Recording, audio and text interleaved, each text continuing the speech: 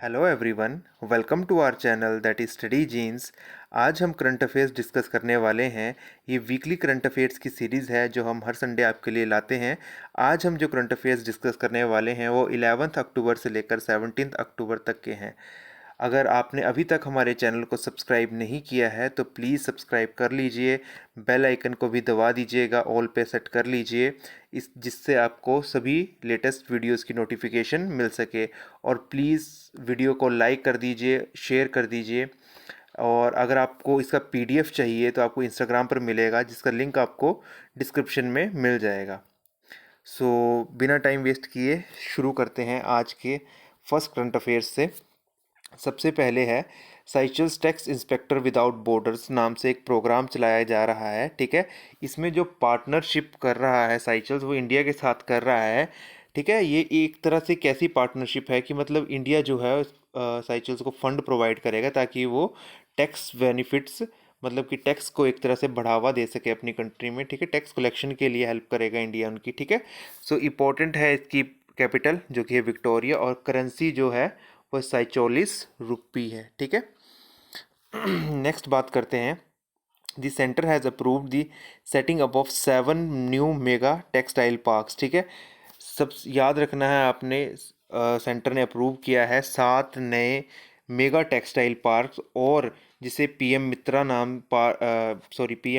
Park नाम से भी जाना जा रहा है अक्रॉस द कंट्री। ठीक है, to help to further the growth of the textile sector in the economy and position India strongly on the global textile map.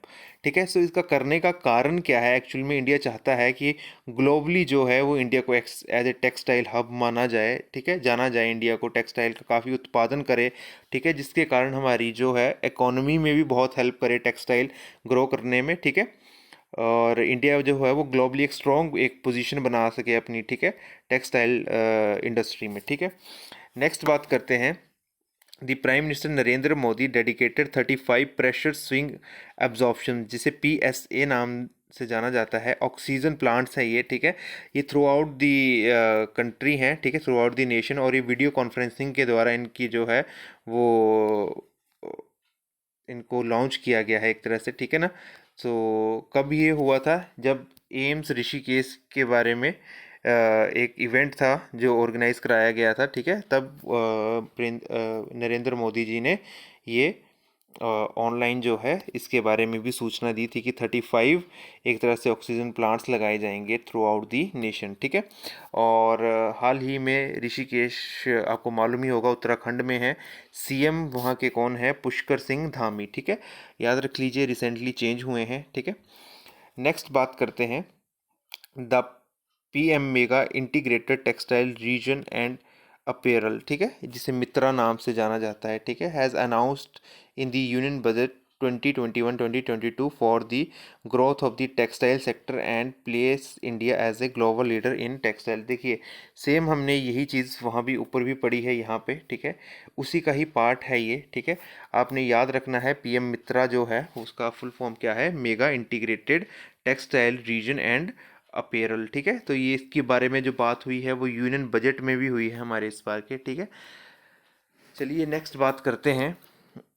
The SVAMITVA stands for survey of village abadi and mapping with improvise technology in village areas is a central sector scheme of the ministry of Panchayati Raj. ठीक है, देखिए, ये जो स्वामिनता है, ठीक है, इसकी तो सबसे पहले फुल फॉर्म ही याद रख लीजिए कि सर्वे ऑफ विलेजेस आबादी and mapping with improvise technology. ठीक है, एक तरह से सर्वे है ये। ठीक है, जो कि हमारी विलेज में जितनी भी आबादी रहती है उनके ऊपर, और उसको एक तरह से मैपिंग का मतलब हुआ कि उनको रिस्टोर करके रखा जाएगा उसको डाटा टेक्नोलॉजिकली। ठीक है, विलेज के एरिया वाइज। ठीक है ना, विलेज का कितना एरिया है, कितनी वहाँ पे जनसंख्या है, उसके अकॉर्डिंग। ठीक है, ये एक सेंटर की ही स्कीम है। ठीक है, जिसे कौन लीड कर रहा है, किसके अंडर है ये? Ministry of Panchayati Raj. ठीक है, याद रख लीजिए, union minister of rural development and Panchayati Raj कौन है? श्री गिरिराज सिंह जी हैं। ठीक है, नेक्स्ट बात करते हैं।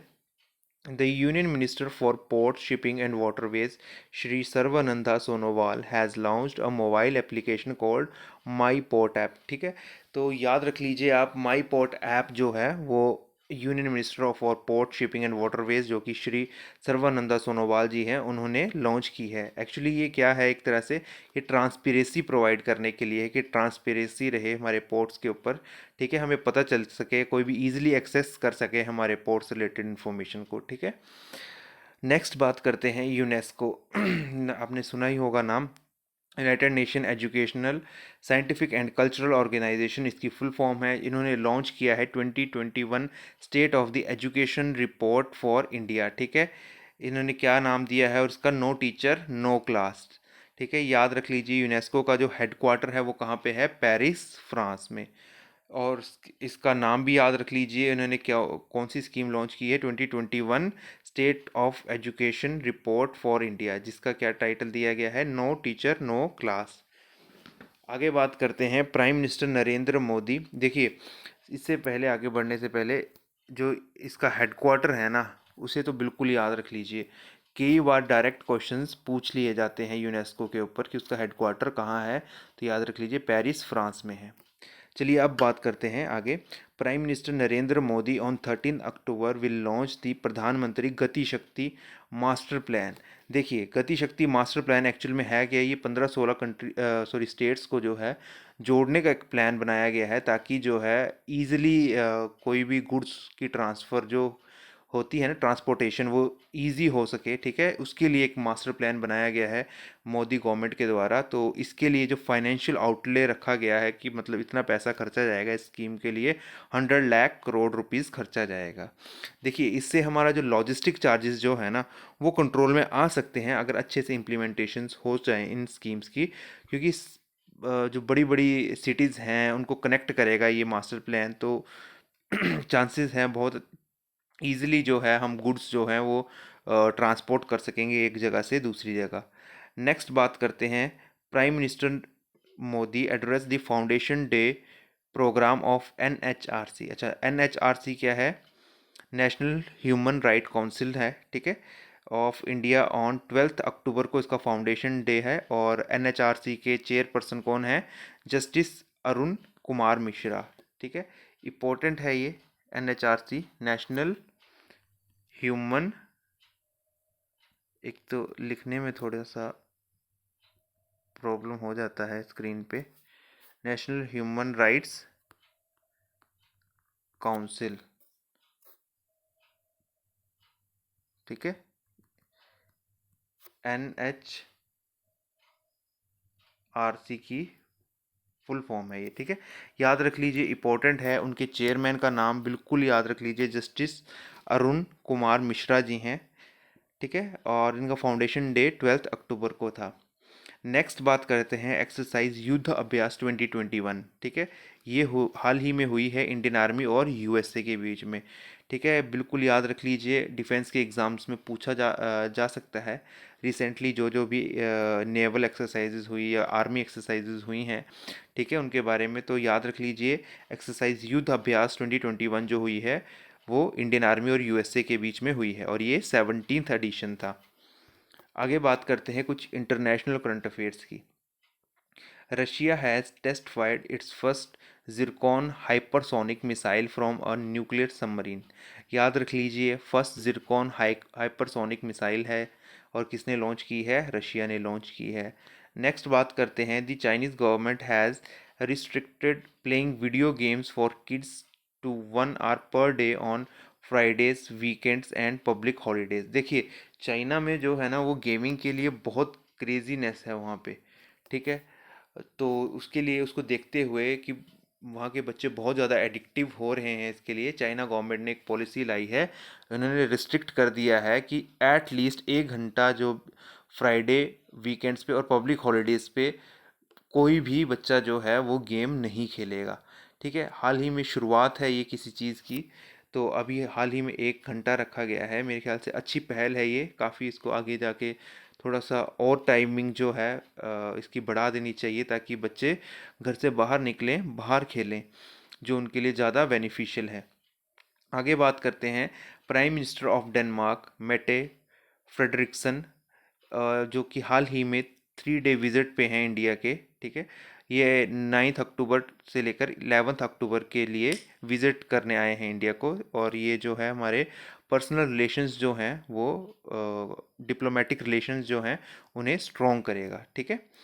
नेक्स्ट बात करते हैं जॉइंट सी 2021 नेवल एक्सरसाइज जो हुई है वो किसके किसके बीच में हुई है, चाइना और रशिया के बीच में हुई है। आगे बात करते हैं बैंकिंग और फाइनेंस से रिलेटेड कुछ करंट अफेयर्स की।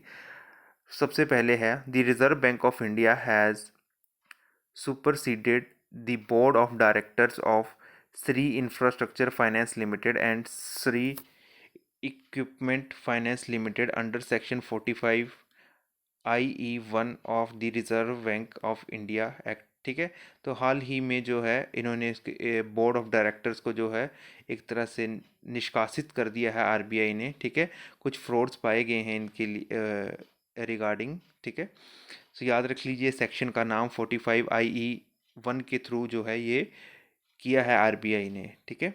और आरबीआई किस एक्ट के थ्रू बना है, 1934 एक्ट के द्वारा बनाया गया है इंडिया में। आगे बात करते हैं the state bank of India has partner with Indian navy to launch nav e cash card for the naval personnels on board country's largest naval aircraft carrier INS Vikramaditya, ठीक है। सबसे पहले यही याद रख लीजिए कि इंडिया का सबसे बड़ा नेवल एयरक्राफ्ट कैरियर कौन है, आईएनएस विक्रमादित्य, ठीक है। और स्टेट बैंक ऑफ इंडिया ने जो है पार्टनरशिप की है इंडियन नेवी के साथ मिलकर, और एक कार्ड चलाए हैं, नैव ई कैश कार्ड चलाए हैं, जो कि काम एक तरह से ऑपरेशनल होंगे, जो कि आईएनएस विक्रमादित्य पे, ठीक है ना। जो भी उन्हें ट्रांजैक्शंस करनी होगी वो इस कार्ड के थ्रू कर सकते हैं। आगे बात करते हैं चीफ ऑफ नेवल स्टाफ जो है वो एडमिरल करणबीर सिंह है, ठीक है। और चेयरमैन एसबीआई के दिनेश कुमार खरा जी हैं, और हेडक्वार्टर एसबीआई का मुंबई में है। आगे बात करते हैं as per the section 3 of the SARFAESI act a company can carry the business of asset reconstruction only after obtaining a certificate from the registration from RBI. देखिए सरफेसी एक्ट के through जो है अगर कोई एआरसी बनाई जा रही है, सबसे पहले तो सर्टिफिकेशन लेना पड़ेगा आरबीआई से कम उसके पास फंड जो होंगे वो 2 करोड़ रुपए से कम नहीं होने चाहिए, ठीक है। याद रख लीजिए, इजी है और इम्पोर्टेंट भी है। पूछा जा सकता है कि भैया कि सरफेसी एक्ट के थ्रू या किसी कोई एएमसी बनानी हो, ठीक है ना, एआरसी बनानी हो, एसेट रिकंस्ट्रक्शन कंपनी, ठीक है, तो उसके लिए कितना मिनिमम फंड जो है वो आरबीआई ने बोला है कितना तो होना ही चाहिए, 2 करोड़ रुपीज़ का मिनिमम फंड होना ही चाहिए, ठीक है। आगे बात करते हैं The RBI Monetary Policy Committee has retained the real GDP growth projection at 9.5% in 2022, ठीक है।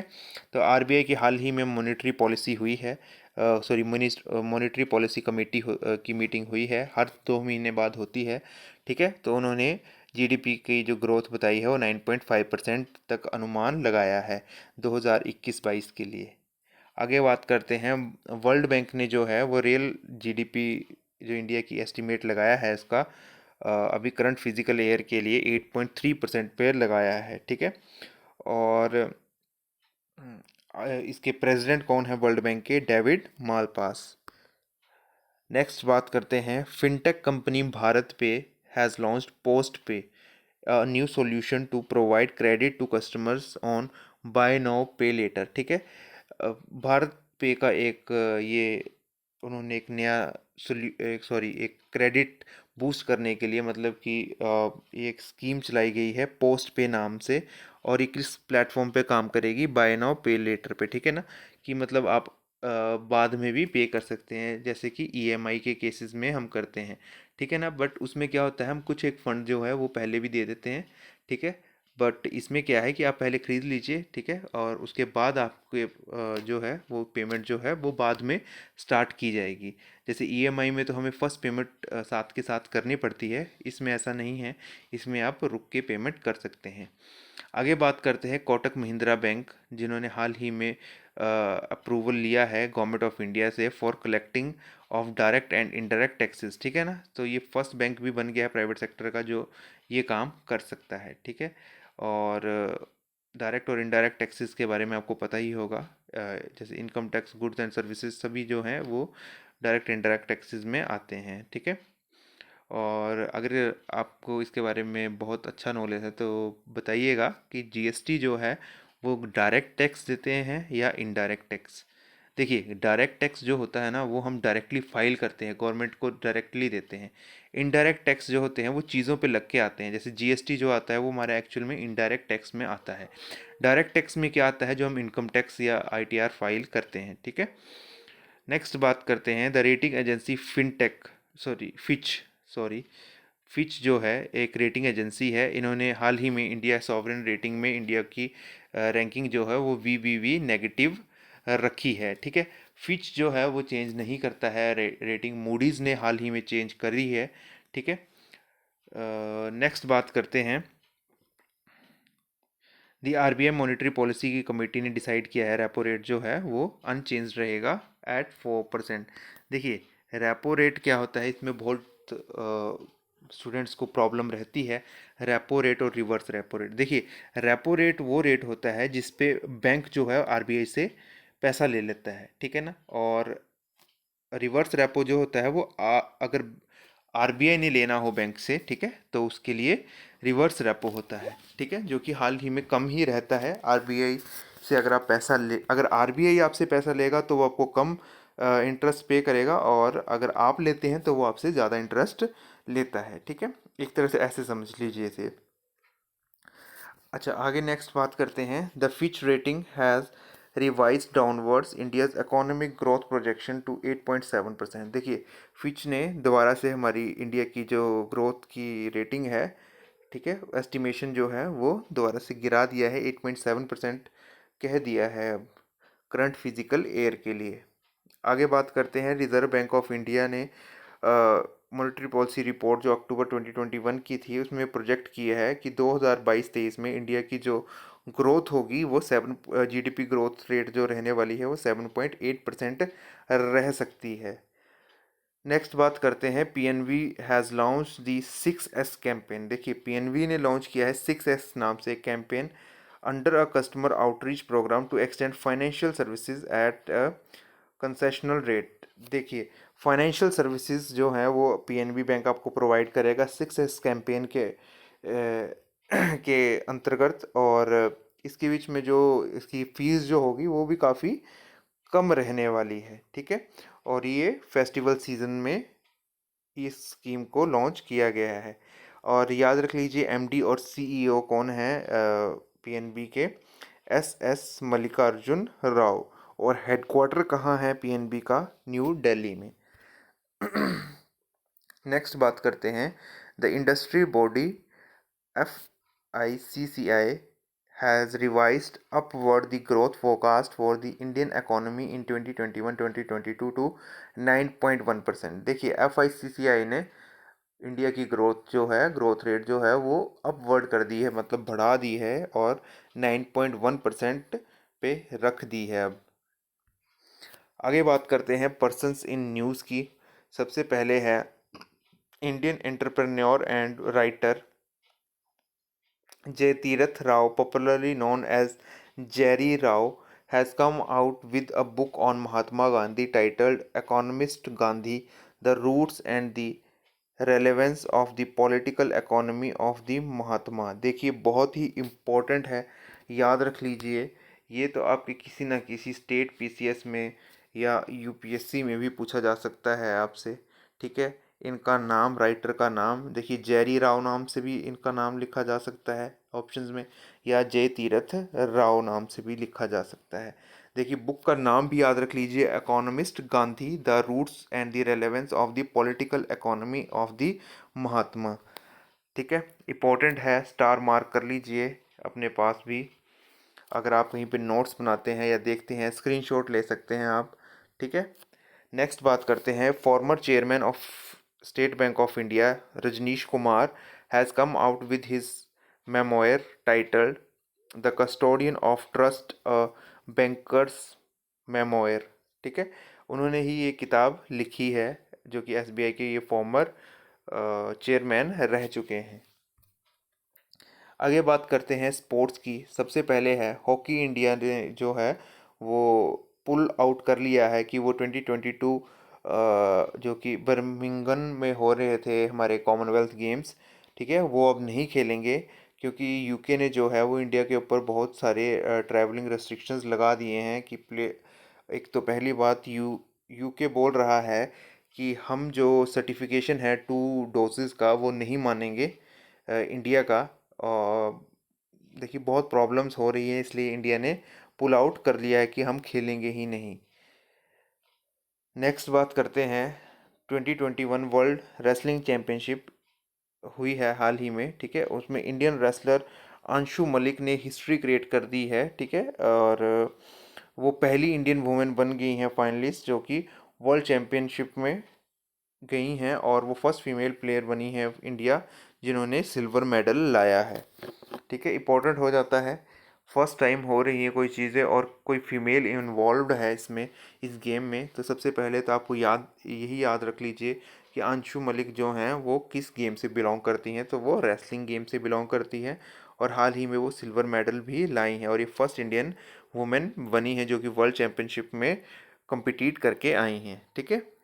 नेक्स्ट बात करते हैं, वल्तेरी वोटास जो कि मर्सिडीज फिनलैंड के लिए गाड़ी चलाते हैं, उन्होंने हाल ही में F1 टर्किश ग्रैंड प्रिक्स 2021 जीता है।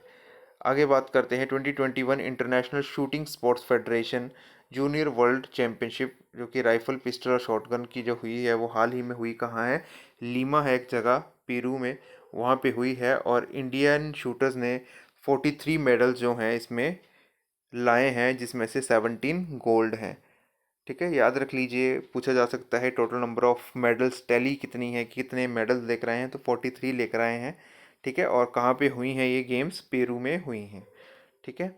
आगे बात करते हैं, the world football body FIFA has unveiled the official mascot of the under 17 women world cup India 2022।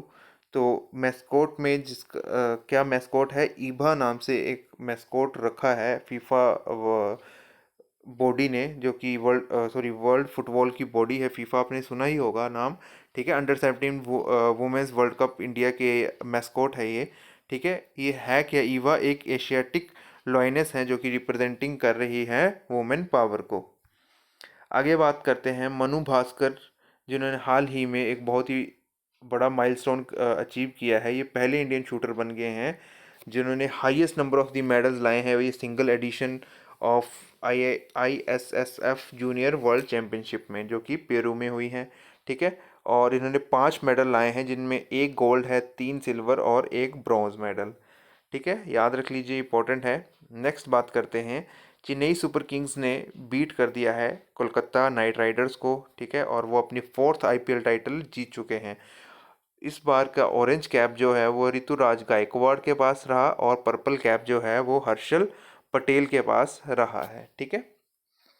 Rituraj Gaekwad CSK को ही बिलोंग करते हैं, और हर्षल पटेल जो है वो RCB को बिलोंग करते हैं। आगे बात करते हैं रैंकिंग और अवार्ड्स की। सबसे पहले है US based Stanford University professor Eric A Hanushek and Mumbai based doctor Rukmini Banerjee have been felicitated with the 2021 Yidan prize, ठीक है। ये वर्ल्ड हाईएस्ट एजुकेशन एक्कोलेड है ये, ठीक है, याद रख लीजिए। एक इंडियन भी हैं डॉक्टर रुक्मणी बनर्जी जी, और एरिक ए हन हनुशेख हैं, ठीक है, जिन्हें ये प्राइज़ मिला है। कौन सा प्राइज़ मिला है, 2021 याइडन प्राइज़ मिला है। इम्पोर्टेंट हो जाता है बिकॉज एक इंडियन का भी नाम बीच में है, सो स्टार मार्क कर लीजिए, पूछा जा सकता है। आगे बात करते हैं गुरजीत कौर, जो कि हाल ही में इंटरनेशनल हॉकी के जो women hockey player of the year रही हैं ये, जिनका नाम है गुरजीत कौर, और मेल में रहे हैं हरमनप्रीत सिंह, ठीक है। नेक्स्ट बात करते हैं अलीबाग वाइट ऑनियन को, जो कि महाराष्ट्र के रायगढ़ डिस्ट्रिक्ट में है एक जगह, ठीक है, वहाँ पे लगता है ये वाइट ऑनियन, इसे GI टैग मिला है। देखिए हाल ही में बहुत सारे GI टैग्स मिले हैं, बिल्कुल याद रख लीजिए, किसी से भी डायरेक्ट क्वेश्चन बन सकता है। नेक्स्ट बात करते हैं, rating agency Moody's investors services has upgraded India sovereign rating outlook to stable. देखिए मूडीज़ ने जो है वो पहले नेगेटिव दी थी, और अब जो है उसे बदल कर उन्होंने स्टेबल पे कर दिया है। देखिए इंडियन इकोनॉमी जो फाइनेंस मिनिस्ट्री ने एप्लीकेशन लगाई थी मूडीज़ के पास कि भाई हमारा जो है वो अब जो है हमारी इकोनॉमी स्टेबल हो रही है, तो आप हमारी जो रेटिंग है वो इम्प्रूव करिए। मूडीज़ ने पहले भी कर चुके हैं, ठीक है, और अब दोबारा से उन्होंने नेगेटिव से स्टेबल में ला दिया है। ठीक है, होता क्या है एक्चुअल में, जब इंडिया को बाहर की किसी कंट्री से लोन चाहिए होता है तो ये चीज़ें बहुत ज़्यादा मैटर करती हैं इंटरनेशनल मार्केट में। ठीक है, नेक्स्ट बात करते हैं वाडा कोलम, जो कि एक राइस की वैरायटी है। ठीक है, पालगढ़ डिस्ट्रिक्ट में लगती है ये, महाराष्ट्र के, इसे भी जीआई टैग मिला है। आगे बात करते हैं जापान और सिंगापुर ने टॉप पोजीशन शेयर की है हेन हेनले पासपोर्ट इंडेक्स 2021 में। ठीक है, और ये जो है जापान और सिंगापुर के, अगर आपके पास इसका पासपोर्ट है तो आपको 192 कंट्रीज़ में आप विदाउट एनी वीज़ा लिए ही आप जा सकते हैं। ठीक है, और इंडिया में का रैंक जो है इसमें 90th है। ठीक है, आउट ऑफ 116 कंट्रीज़ के इंडिया बहुत पीछे है इस मामले में।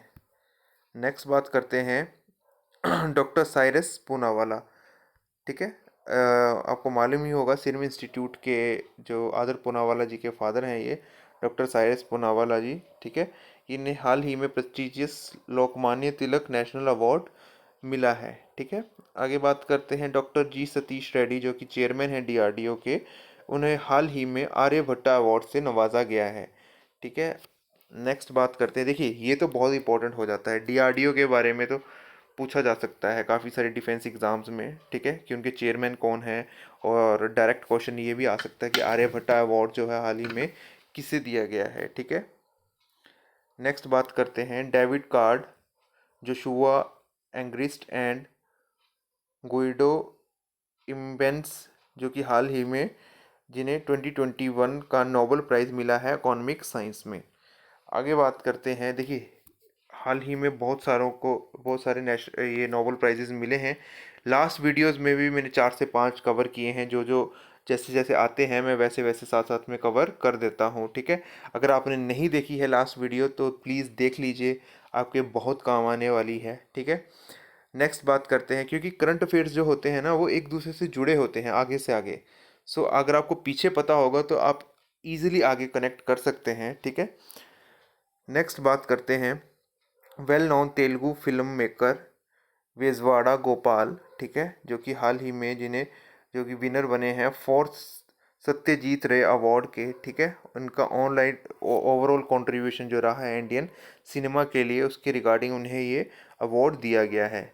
नेक्स्ट बात करते हैं, इंडिया ने रिटेन की है third position in the 58th renewable energy country in attractiveness index. ठीक है, तो और इसमें जो है नंबर फर्स्ट पे जो है वो यूएसए है, और नंबर सेकंड पे है वो है चाइना। ठीक है, याद रख लीजिए कौन निकालता है इसको, ईवाई निकालती है, अर्निस्ट एंड यंग कंपनी जो है वो इस लिस्ट को निकालती है।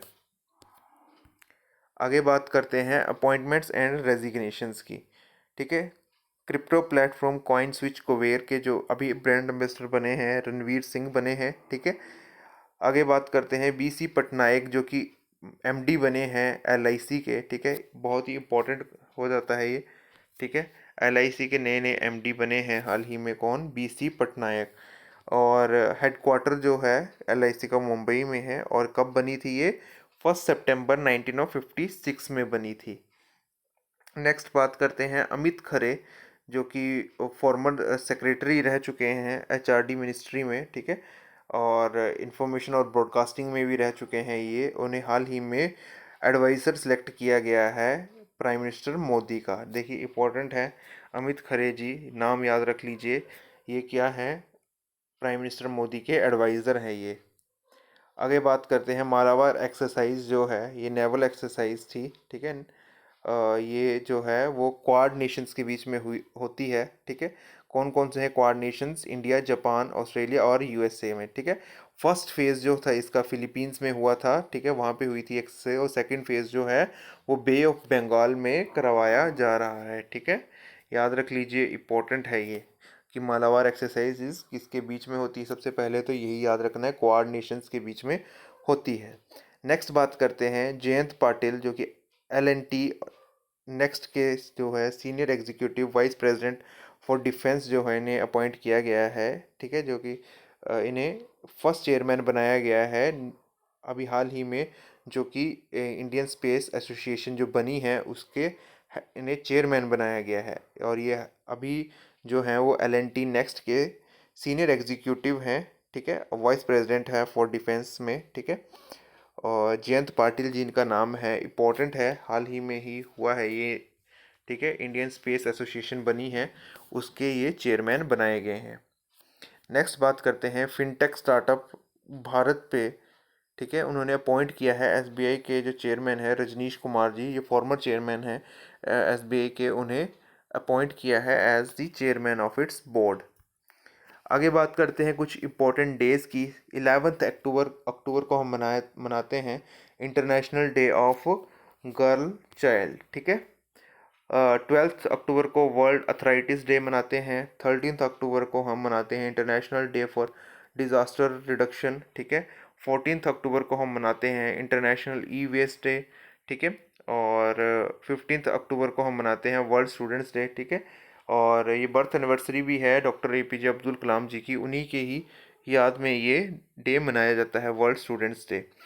आगे 15 अक्टूबर को ही मनाते हैं हम ग्लोबल हैंड वॉशिंग डे, और 16 अक्टूबर को हम मनाते हैं वर्ल्ड फूड डे, ठीक है। इम्पोर्टेंट डेज जैसे कि हाल ही में ये है, ये एक इम्पोर्टेंट डे पूछा जा सकता है किसी एग्ज़ाम में, ठीक है। इंटरनेशनल ई वेस्ट डे भी पूछा जा सकता है, ये भी पूछा जा सकता है, ये कुछ इम्पोर्टेंट है। वर्ल्ड अथराइटिस डे पूछा जा सकता है, ठीक है। नेक्स्ट बात करते हैं मिसलेनियस टॉपिक्स की। तो सबसे पहले है मिनिस्ट्री ऑफ टेक्सटाइल ने अप्रूव किया है continuation of the comprehensive handicraft cluster development scheme, ठीक है। इसको कब तक वो है कंटिन्यू रखेंगे, 2026 तक, ठीक है। ये जो मेगा हैंडीक्राफ्ट क्लस्टर है इसके अंदर 10,000 आर्टिशंस को जो है वो सिलेक्ट किया जाएगा ओवरऑल डेवलपमेंट करने के लिए, ठीक है ना। इस स्कीम के अंडर जो है वो एक तरह से 10,000 आर्टिशंस को सिलेक्ट किया जाएगा थ्रू आउट द नेशन, ठीक है। हमारे यूनियन मिनिस्टर ऑफ टेक्सटाइल कौन है, पीयूष गोयल जी, ठीक है। जो भी आप मिनिस्ट्रीज पढ़ते हैं ना उनके यूनियन मिनिस्टर्स के तो नाम एटलीस्ट जान लीजिए, ये इंपॉर्टेंट है, कई बार डायरेक्ट क्वेश्चन बन जाता है, ठीक है। नेक्स्ट बात करते हैं वाइस प्रेसिडेंट वेंकटैया नायडू, जिन्होंने हाल ही में इनॉग्रेट किया है Mahabahu Brahmaputra river heritage centre, ठीक है। और जो गवर्नर भी थे वहाँ के, ठीक है, वो भी प्रेजेंट थे, जगदीश मुखी जी, और चीफ मिनिस्टर हेमंत विश्वा शर्मा जी भी वहाँ पे प्रेजेंट थे, ठीक है। कहाँ के CM है ये, असम के, ठीक है। याद रख लीजिए आप कि असम के गवर्नर और CM का नाम भी, ठीक है। और इस प्रोजेक्ट का भी नाम याद रख लीजिए, महाबाहु। देखिए ब्रह्मपुत्रा लग रहा है आपको, इतना तो पता चल गया है कि भाई नॉर्थ ईस्ट की ही बात हो रही है, ठीक है। सो उससे याद रख लीजिएगा आप कि असम में ये सेंटर जो है वो इनॉग्रेट किया गया है। आगे बात करते हैं international financial services centre authority IFSCA जिसे बोला जाता है, has launch the global fintech hackathon series, ठीक है। हैकाथॉन सीरीज का क्या नाम था, आई स्प्रिंट 21 नाम था, ठीक है। याद रख लीजिए, कुछ ज़्यादा इम्पोर्टेंट तो नहीं है, ठीक है, बट स्टिल मेरे को लगा कि डाल देना चाहिए, मे बी क्वेश्चन एग्जामिनर कहीं से भी बना सकता है।